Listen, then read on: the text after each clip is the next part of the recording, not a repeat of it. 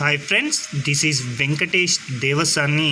ఈరోజు నుంచి TSPSC target group 1 prelims అనే పేరిట మీ ముందుకి చాలా ముఖ్యమైనటువంటి ప్రశ్నలను అయితే తీసుకురావడం జరుగుతుంది. ఎగ్జామ్ పాయింట్ ఆఫ్ వ్యూలో ఏ విధంగా కరెంట్ అఫైర్స్ ప్రశ్నలను అడగడానికి అవకాశం ఉందో అలాంటి ప్రశ్నలను అయితే మీ ముందుకి తీసుకురావడం జరుగుతుంది. ఈ యొక్క వీడియోకు సంబంధించినటువంటి పీడిఎఫ్ని క్లాస్ అయిపోయిన తర్వాత మన యొక్క టెలిగ్రామ్ ఛానల్లో అప్లోడ్ చేయడం జరుగుతుంది. ఎవరైతే పీడిఎఫ్ కావాలనుకుంటున్న వారు మన టెలిగ్రామ్ ఛానల్లో జాయిన్ అయ్యి ఆ యొక్క పీడిఎఫ్ని డౌన్లోడ్ చేసుకోగలరు. అయితే ఇందులో భాగంగా టీఎస్పీఎస్సీ టార్గెట్ గ్రూప్ 1 ప్రిలిమ్స్లో భాగంగా మొదటి ప్రశ్నను చూడండి. 2024లో ప్రకటించినటువంటి 69వ ఫిలింఫేర్ అవార్డులలో ఉత్తమ చిత్రంగా ఏ చిత్రం ఎంపికైందని అడుగుతున్నాడు. ఉత్తమ చిత్రంగా 12th ఫెయిల్ అనేటువంటి చిత్రం ఎంపిక కావడం జరిగింది. ఈ 12th ఫెయిల్ అనేటువంటి చిత్రం ఏంటి, దీని యొక్క నేపథ్యం, కథా సారాంశం ఏంటి అంటే, ఒక 12వ తరగతి ఫెయిల్ అయినటువంటి వ్యక్తి తన లక్ష్యమైనటువంటి ఐపీఎస్ను సాధించడానికి చేసినటువంటి ప్రయత్నాలను ఈ చిత్రంలో అద్భుతంగా చిత్రీకరించడం జరిగింది. ఈ చిత్రాన్ని నిర్మించినది, దీనికి దర్శకత్వం వహించినది ఎవరు అంటే విధు వినోద్ చోప్రా. అయితే విధు వినోద్ చోప్రా గారికే ఈ యొక్క 69వ జాతీయ ఫిలింఫేర్ అవార్డులలో ఉత్తమ దర్శకుడిగా కూడా ఇతడు ఎంపిక కావడం జరిగింది. ఇందులో 12th ఫెయిల్ చిత్రంలో నటుడిగా నటించినటువంటి విక్రాంత్ మెస్సే గారికి ఉత్తమ నటుడు క్రిటిక్స్ అనేటువంటి విభాగంలో అవార్డు రావడం జరిగింది. అదేవిధంగా ఉత్తమ నటుడు అవార్డు వచ్చేసి రణబీర్ కపూర్ గారికి రావడం జరిగింది యానిమల్ చిత్రానికి. అదేవిధంగా ఉత్తమ నటి వచ్చేసి అలియా భట్ గారికి రావడం జరిగింది రాఖీ ఔర్ రాన్కి ప్రేమ్ కహానీ చిత్రం అని గుర్తుంచుకుంటే సరిపోతుంది. ఇక రెండవ ప్రశ్న అండి, 2024 సంవత్సరంలో నిర్వహించినటువంటి ఆస్ట్రేలియన్ ఓపెన్స్ పురుషుల సింగిల్స్ విజేత ఎవరు అని అడుగుతున్నాడు. తొలిసారిగా ఇటలీ దేశానికి సంబంధించినటువంటి సినార్ అనేటువంటి వ్యక్తి ఈ యొక్క ఆస్ట్రేలియా ఓపెన్స్ టైటిల్ని సాధించడం జరిగింది. ఇదే అండి సినార్కు తొలి ఆస్ట్రేలియన్ ఓపెన్స్ విజేతగా నిలవడం సినార్కు ఇదే మొదటిసారి. ఇక రన్నరప్గా రష్యా దేశానికి చెందినటువంటి మెద్వదేవ్ గారు నిలవడం జరిగింది. ఇక మహిళా సింగిల్స్ విజేతకు వచ్చేస్తే అరీనా సబలెంకా గారు బెలారస్ దేశానికి సంబంధించిన వ్యక్తి విజేతగా నిలవగా, రన్నరప్గా జెంగ్ కిన్వేన్ చైనా దేశస్తురాలు రన్నరప్గా నిలవడం జరిగింది. ఇదండి ఆస్ట్రేలియన్ ఓపెన్కు సంబంధించినటువంటి ముఖ్యమైన ప్రశ్న. అదేవిధంగా ఇక మూడవ ప్రశ్న, 16వ ఆర్థిక సంఘానికి చైర్మన్గా ఇటీవల కాలంలో ఎవరు నియమితులు కావడం జరిగిందని అడుగుతున్నాడు.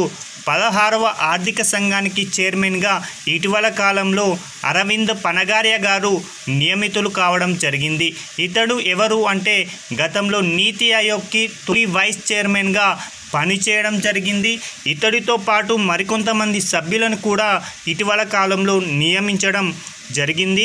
అందులో 16వ ఆర్థిక సంఘంలో సభ్యులుగా ఇటీవల కాలంలో నియమితులైన వారిలో అజయ్ నారాయణ్ ఝా, అన్నీ జార్జ్ మాథ్యూ, అదేవిధంగా నిరంజన్ రాజ్యాధ్యక్ష.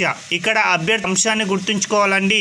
మొదటగా నిరంజన్ రాజ్యాధ్యక్షుడిని 16వ ఆర్థిక సంఘానికి సభ్యుడిగా నియమించడం జరిగింది. అయితే అతని యొక్క వ్యక్తిగత కారణాల వలన ఈ యొక్క 16వ ఆర్థిక సంఘానికి సంబంధించి తన సభ్యత్వానికి రాజీనామా చేయడం జరిగింది. అతడు రాజీనామా చేసిన తర్వాత అతని స్థానంలో ఇటీవల కాలంలో మనోజ్ పాండా అనేటువంటి వ్యక్తిని నియమించడం జరిగింది అని గుర్తుంచుకోండి.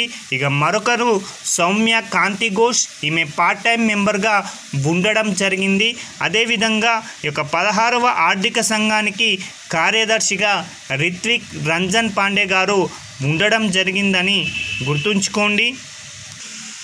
ఇక నాలుగో ప్రశ్న, 2024 సంవత్సరానికి సుభాష్ చంద్రబోస్ ఆపద్ ప్రబంధన్ పురస్కారానికి ఎంపికైనది ఎవరు అని అడుగుతున్నారు.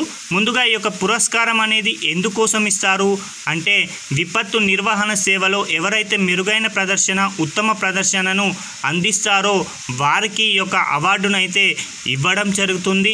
అలా 2024 సంవత్సరానికి ఈ యొక్క పురస్కారాన్ని పొందింది ఉత్తరప్రదేశ్ రాష్ట్రానికి సంబంధించినటువంటి 60 పారాచూట్ ఫీల్డ్ హాస్పిటల్ అనేది ఈ యొక్క అవార్డుకి అయితే ఎంపిక కావడం జరిగింది. సంస్థాగత విభాగంలో విపత్తు నిర్వహణలో ఈ యొక్క హాస్పిటల్ అనేది అద్భుతమైనటువంటి సేవలను ఇటీవల కాలంలో అందించడం జరిగింది అని గుర్తుంచుకోండి. 2024 సంవత్సరానికి సుభాష్ చంద్రబోస్ ఆపద్ ప్రబంధన్ పురస్కార్ విజేత ఎవరు అంటే 60 పారాచూట్ హాస్పిటల్. ఇది ఎక్కడ ఉంది అంటే మాత్రం ఉత్తరప్రదేశ్ అని గుర్తుంచుకోండి. ఇక ప్రైజ్ మనీ విషయానికి వస్తే ఒక సంస్థ కనుక ఈ పురస్కారాన్ని ఇస్తే 51 లక్షల రూపాయలని ఇవ్వడం జరుగుతుంది. అదే ఒక వ్యక్తి కనుక ఈ యొక్క పురస్కారం ఇస్తే మాత్రం అతడికి 5 లక్షల ప్రైజ్ మనీ అయితే ఇవ్వడం జరుగుతుంది.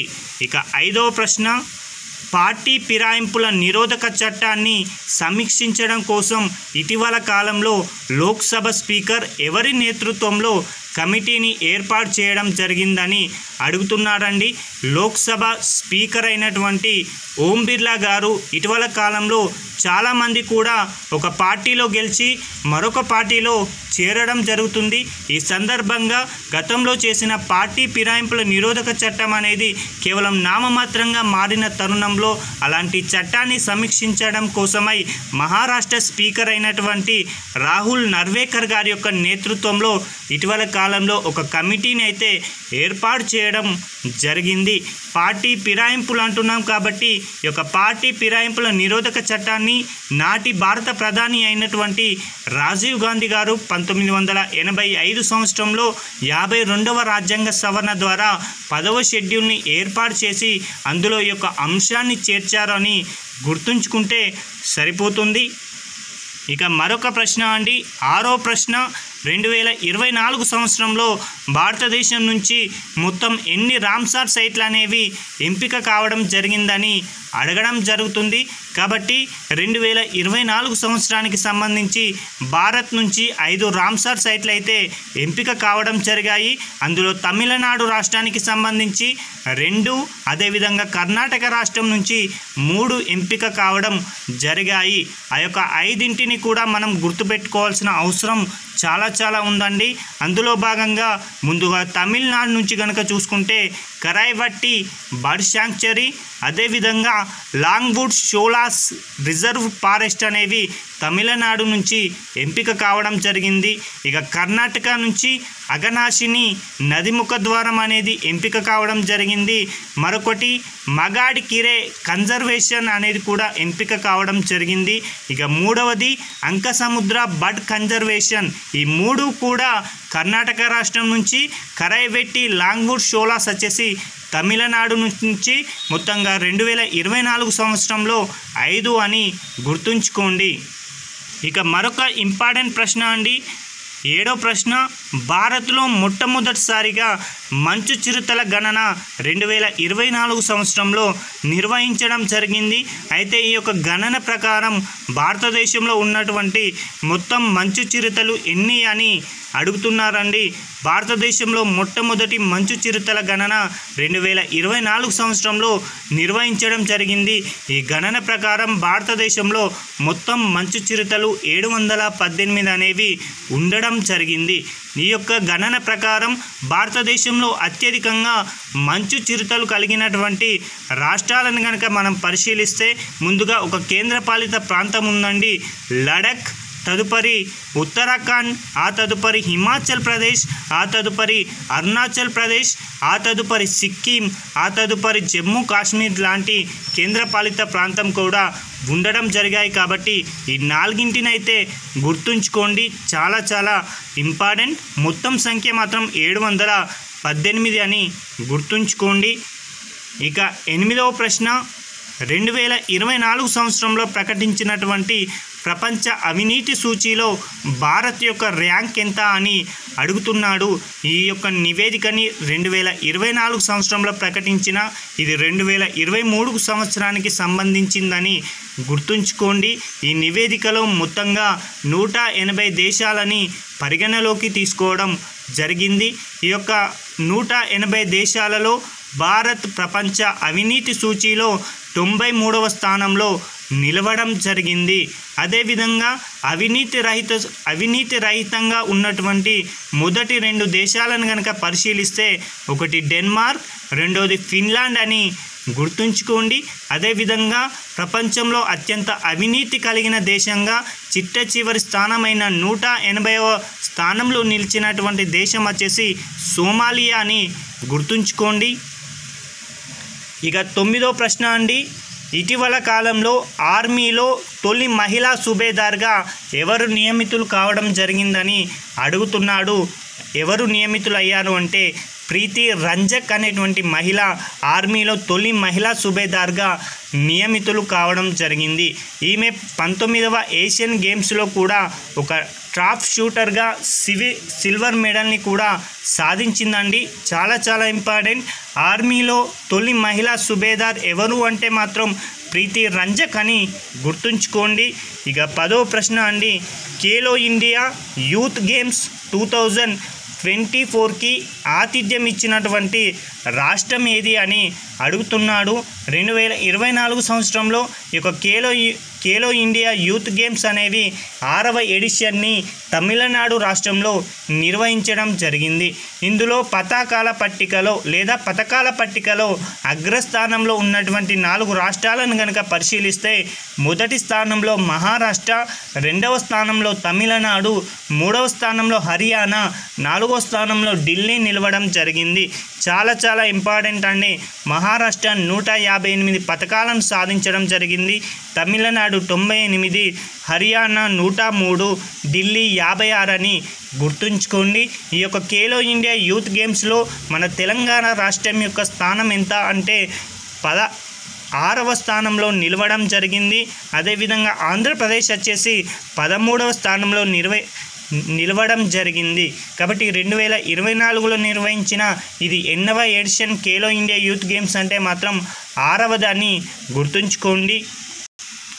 ఇక 11వ ప్రశ్న, శ్వాసతో ఫోన్ని అన్లాక్ చేసేటువంటి సరికొత్త టెక్నాలజీని ఇటీవల కాలంలో ఏ ఐఐటి వారు అభివృద్ధి చేశారని అడుగుతున్నాడు. కాబట్టి ఐఐటి మద్రాస్ వారు శ్వాసతోటే ఫోన్ని అన్లాక్ చేసేటువంటి ఒక సరికొత్త టెక్నాలజీని అయితే అభివృద్ధి చేశారు. ఇక 12వ ప్రశ్న, ఇటీవల కాలంలో ట్రై నూతన చైర్మన్గా ఎవరు నియమితులు కావడం జరిగింది? ట్రై అంటే ఏంటో కూడా మనకి అబ్రివేషన్ తెలిసి ఉండాలి. టెలికాం రెగ్యులేటరీ అథారిటీ ఆఫ్ ఇండియాకి నూతన చైర్మన్గా అనిల్ కుమార్ లాహోటి గారు 2024 సంవత్సరం జనవరి మాసంలో నియమితులు కావడం జరిగింది. ఇతను ఎవరు అంటే గతంలో రైల్వే బోర్డుకి సంబంధించి సిఇఓగా కూడా ఇతడు బాధ్యతలను నిర్వహించడం జరిగింది. రైల్వే బోర్డు అంటున్నాం కాబట్టి ప్రస్తుత రైల్వే బోర్డు చైర్మన్ ఎవరు అంటే మాత్రం జయవర్మ సిన్హా అండి. ఈమెనే అండి రైల్వే బోర్డుకి తొలి మహిళ చైర్పర్సన్గా బాధ్యతలను అయితే నిర్వర్తించడం జరుగుతుంది. ఇక 13వ ప్రశ్న చాలా ఇంపార్టెంట్ అండి. ఎగ్జామ్ పాయింట్ ఆఫ్ వ్యూలో ఈ ప్రశ్న అడగడానికి ఎక్కువగా అవకాశం ఉంది. ఆ ప్రశ్న ఏంటి అంటే ఎక్సర్సైజ్ సదా తన్సిక్ అనేటువంటి ఆర్మీ విన్యాసం ఏ దేశాల మధ్య ఇటీవల కాలంలో నిర్వహించడం జరిగింది? భారత్ మరియు సౌదీ అరేబియా అని గుర్తుంచుకోండి. 2024లో నిర్వహించిన ఈ యొక్క ఎడిషన్ అనేది తొలి ఎడిషన్. ఇది ఎక్కడ నిర్వహించారంటే మాత్రం రాజస్థాన్ రాష్ట్రంలో ఉన్నటువంటి బికనీరు అనేటువంటి ప్రాంతంలో 2024 జనవరి 29 నుంచి ఫిబ్రవరి 10 మధ్యలో ఈ యొక్క ఆర్మీ విన్యాసాలనైతే నిర్వహించడం జరిగింది. కాబట్టి ఎక్స్ సదా తన్సిక్ అంటే మాత్రం ఇండియా, సౌదీ అరేబియా అని గుర్తుంచుకోండి. ఇక 14వ ప్రశ్న, ఇటీవల ఏ దేశంలో తొలిసారిగా నైట్రోజన్ గ్యాస్తో మరణశిక్షను విధించారని అడుగుతున్నాడు. అమెరికా దేశంలో అలబామా అనేటువంటి రాష్ట్రంలో ఒక నిందితుడికి తొలిసారిగా నైట్రోజన్ గ్యాస్తో మరణ శిక్షను అయితే విధించడం జరిగింది. ఇక ఈరోజు చివరి ప్రశ్న అండి, దేశంలో తొలి డార్క్ స్కై పార్కుని ఇటీవల ఏ పార్కు యొక్క గుర్తింపును పొందింది అని అడుగుతున్నారండి. కృత్రిమ కాంతి కాలుష్యాన్ని నియంత్రించే లక్ష్యంతో ఈ యొక్క దేశంలోనే తొలి డార్క్ స్కై పార్కుగా మహారాష్ట్రకు సంబంధించినటువంటి ఫెంచ్ టైగర్ అనేది గుర్తింపు పొందడం జరిగింది. కాబట్టి దేశంలోనే తొలి డార్క్ స్కై పార్క్ అంటే ఏది అంటే ఫెంచ్ టైగర్ అని గుర్తుంచుకోండి. ఇది మహారాష్ట్రలో ఉండడం జరిగింది. ఇవండి ఈ రోజుకు సంబంధించిన ముఖ్యమైనటువంటి కరెంట్ అఫైర్స్కు సంబంధించిన ప్రశ్నలు. రేపు మరికొన్ని ప్రశ్నలతో మీ ముందుకు రావడం జరుగుతుంది. ఎక్కువ ప్రశ్నలు చేద్దాం అనుకున్నా కానీ నాకు గత 2 రోజుల నుంచి థ్రోట్ ఇన్ఫెక్షన్తో పాటు ఫీవర్ ఉండడం వల్ల కొన్ని ప్రశ్నలనే మీ ముందుకి తీసుకురావడం జరిగింది. ఈ వీడియోకు సంబంధించిన పీడిఎఫ్ని మన టెలిగ్రామ్ ఛానల్లో మీ ముందుకు తీసుకురావడం జరుగుతుంది. ఎవరైతే ఈ పీడిఎఫ్ను డౌన్లోడ్ చేసుకోవాలనుకుంటున్నారో వారు మన టెలిగ్రామ్లో జాయిన్ అయ్యి ఆ యొక్క పీడిఎఫ్ను డౌన్లోడ్ చేసుకోండి. Thank you.